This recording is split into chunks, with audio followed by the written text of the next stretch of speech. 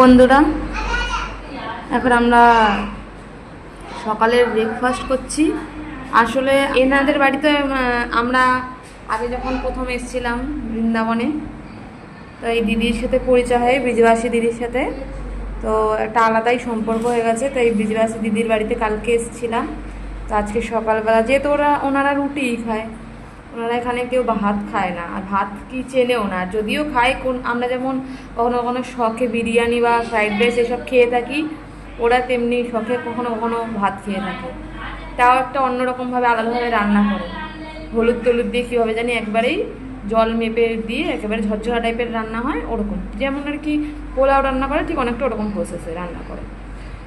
তো এখন দিদির বাড়িতে আমরা রুটি খেয়ে আবার আমাদের বাড়িতে চলে যাব, ওখানে একটু রান্নাবান্না করব। কারণ আজকে সবাইকে আজকে আমাদের ওই বাড়িতে গোল্ডুর বাড়িতে খেতে বলেছি সবাইকে মানে এটা টোটালটাই শুধু আমাদের পরিবার। তাতে দেখবে কত লোক হয়, শুধু আমার নিজের বাড়ি আর শ্বশুর বাড়ির পরিবার, তাতে দেখো কত হয়। আর এইগুলো দেখতে পাচ্ছ, এগুলো কিন্তু ব্রজবাসী হাতে তৈরি রুটি। এটা কিন্তু বেলি চাটনিতে একদমই তৈরি না, এটা হাতে তৈরি করে। তো যাই হোক, তোমরা কে কে খাবে চলে এসো।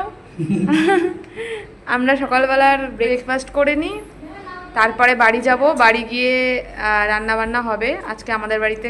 সব আমাদের এই পরিবার আর ওই পরিবার, ভাইয়াদের পরিবার আর এই পরিবার, আমাদের ঘনিষ্ঠ যারা যারা এখানকার সম্পর্কে ঘনিষ্ঠ যারা আছে, তাদেরকে আর কি আজকে আমাদের বাড়িতে খাওয়া দাওয়া করতে বলেছি। তো সবটাই তোমাদের সাথে শেয়ার করব। এখন তাড়াতাড়ি করে খাওয়া দাওয়া করে বাড়ি যাই, নাহলে রান্নাবান্না করতে লেট হয়ে যাবে। রাধে রাধে।